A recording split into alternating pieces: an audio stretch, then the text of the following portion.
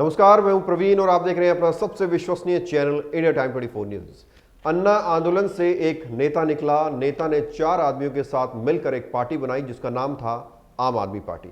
आज वो पार्टी यानी आम आदमी पार्टी राष्ट्रीय पार्टी का दर्जा पा चुकी है।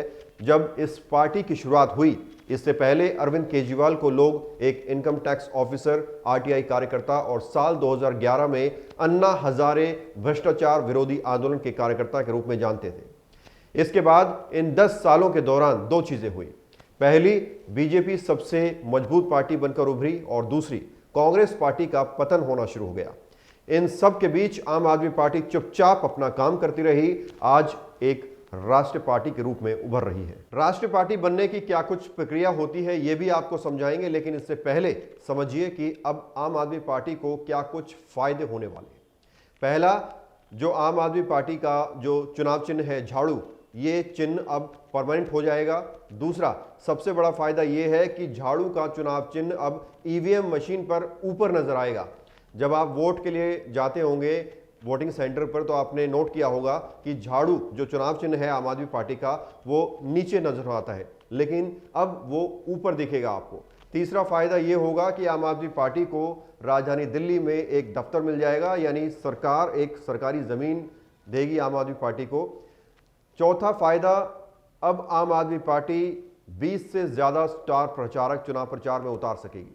पांचवा फायदा होगा कि आम चुनावों के दौरान राष्ट्रीय पार्टी को दूरदर्शन और आकाशवाणी पर प्रसारण और टेलीकास्ट होने का दर्जा मिलता है, यानी अब आम आदमी पार्टी को भी मिलेगा। छठा फायदा है कि मान्यता प्राप्त राज्य या राष्ट्रीय पार्टी का नामांकन दाखिल करने के लिए सिर्फ एक प्रस्ताव की जरूरत होती है, तो यानी आम आदमी पार्टी को भी इसका फायदा मिलेगा। अगर आप दिल्ली में रहते हैं तो 7वां फायदा आपको होगा।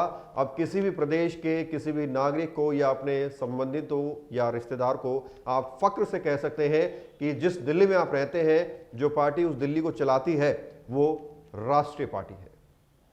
अब लेंगे एक छोटा ब्रेक और ब्रेक के बाद आपको बताएंगे कि राष्ट्रीय पार्टी बनने की क्या कुछ प्रक्रिया होती है। भगत चंद्रा हॉस्पिटल विश्व की सभी आधुनिक और बुनियादी सुविधाओं से परिपूर्ण एक world class multi specialty hospital, Mahavir enclave Palam डावडी रोड पर स्थित साउथ वेस्ट दिल्ली का एकमात्र मल्टी स्पेशलिटी हॉस्पिटल, जहां 24 घंटे आपकी सेवा में उपलब्ध हैं वेल क्वालिफाइड डॉक्टर्स और हेल्पिंग स्टाफ। डॉक्टर CM भगत द्वारा स्थापित भगत चंद्रा हॉस्पिटल आपकी सेहत का ख्याल रखना ही इसकी प्राथमिकता है, वो भी अफोर्डेबल रेट्स में। ब्रेक के बाद आपका स्वागत है। एक राष्ट्रीय पार्टी की कैटेगरी में आने के लिए किसी पार्टी को कम से कम 3 राज्यों में 2% लोकसभा सीटें होनी चाहिए। कहने का मतलब है कि 11 सीटें लोकसभा में हो। फिर भी आम आदमी पार्टी के पास लोकसभा को कोई भी सांसद नहीं है। इस तरह से लोकसभा में तो आप शून्य हैं। वहीं सांसद में नजर आने वाले 3 सांसद संजय सिंह, राघव चड्ढा और क्रिकेटर हरभजन सिंह राज्यसभा से भेजे गए हैं।